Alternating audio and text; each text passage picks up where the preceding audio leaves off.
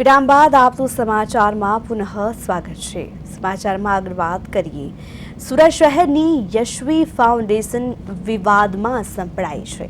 મુસ્લિમ યુવતીના હિન્દુ યુવક સાથે હિન્દુ વિધિથી લગ્ન નહીં થાય। સમાજના વિરોધ બાદ પરિવારની અસંમતિને કારણે સુરતના યશવી ટ્રસ્ટે પીછેહટ કરી છે। જોકે યુવક યુવતી હજુ પણ લગ્ન માટે મક્કમ રહ્યા છે। આગામી 14 માર્ચના રોજ આયોજિત એક ભવ્ય સમૂહ લગ્ન સમારોહમાં વિવાદોમાં ઘેરાય છે।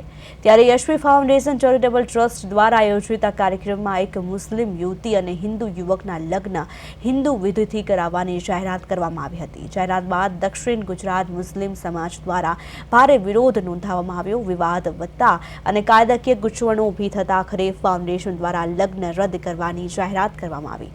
દક્ષિણ ગુજરાત મુસ્લિમ સમાજ દ્વારા સુરત કલેક્ટર અને પોલીસ કમિશનરને લેખિતમાં ઉગ્ર રજૂઆત કરવામાં આવી। કોઈપણ વ્યક્તિની મરજી મુજબ લગ્ન કરવાનો અધિકાર છે, પરંતુ સમૂહ લગ્નના મંચ પરથી જાહેરમાં હિન્દુ વિધિ દ્વારા મુસ્લિમ યુવતીના લગ્ન કરાવવા તે ગુજરાત ધર્મ સ્વાતંત્ર્ય સુધારા અધિનિયમ 2021નું સરેઆમ ઉલ્લંઘન છે।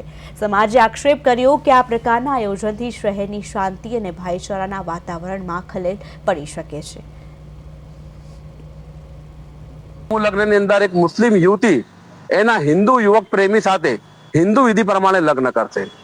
આજ દિન સુધી સુરત હોય કે સમગ્ર ગુજરાત રાજ્ય હોય, ક્યારે કોઈ સમૂહ લગ્નમાં આવા આંતર ધાર્મિક લગ્નો થયા નથી।